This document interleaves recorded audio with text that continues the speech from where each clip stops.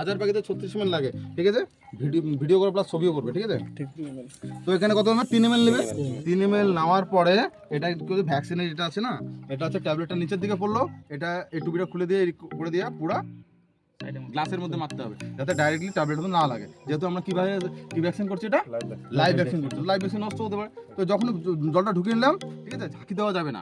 Live vaccine আস্তে আস্তে 2-4 বার করতে হবে, অটোমেটিক্যালি দেখবে 3-4 মিনিটের মধ্যে গুলে যাবে, ঠিক আছে? যখনই গুলে যাবে তখনই কি করতে হবে, এটা আবার এখান থেকে সিরিজ দিয়ে টেনে নিলাম, টেনে নিয়ে গিয়ে এই যে ডালটন আছে এটার মধ্যে পুশ করলাম, পুশ করে কোথায় রাখলাম? বরফের মধ্যে রেখে দিলাম, ঠিক আছে? বরফের মধ্যে রেখে দিয়ে এবার কি করবো, ছোটো ছোটো ড্রপারগুলো আছে, হ্যাঁ, এখান থেকে নিব, নিয়ে সেই ডপারের মধ্যে ঢুকাবো। ডপারের মধ্যে কি হবে, ডপারের উপরে একটা সুতির কাপড় পেঁচে রাখতে, যাতে শরীরের টেম্পারেচারটা সেখানে না যায়। লজিক বোঝা গেল?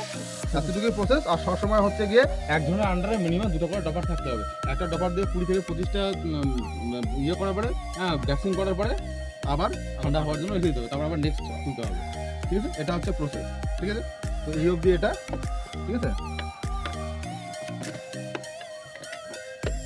এই অবধি এটা গেল। এবার হচ্ছে বুডিং এরিয়া। বুডিং এরিয়া কী হবে, বুডিং এরিয়া সুতির কাপড় দিয়ে চাপাতে হবে, ঠিক আছে? চাপিয়ে বেশি সময় দেওয়া যাবে না।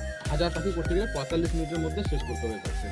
নইলে কী হবে, সেখানে চাপা খেয়ে পাখি মরতে পারে, সেখানে হচ্ছে ভ্যাকসিনটা হ্যাঁ ইয়ে হতে পারে, ঠিক আছে? যেটা করা যাবে না। আর বিশেষ করে যেখানে পাখিটা ছাড়বে সেখানে একটা চটের বস্তায় বিছিয়ে রাখবে, যাতে ভ্যাকসিনটা হচ্ছে বুডিংয়ের মধ্যে পড়ে না যায়। যেহেতু লাইভ ভাইরাস, ঠিক না? যখন উইক পাখি হবে ওই লাইভ ভাইরাসটা উঠে নেবে, সেই উইক পাখিকে অ্যাটাক করে দেবে, ঠিক না? তো চটের বস্তায় পড়লে কী হবে, চটের বস্তার মধ্যে পরে ধুয়ে নিলে তো সেটা আর ভ্যাকসিনটা আর বুডিংয়ের মধ্যে ছড়ালো না।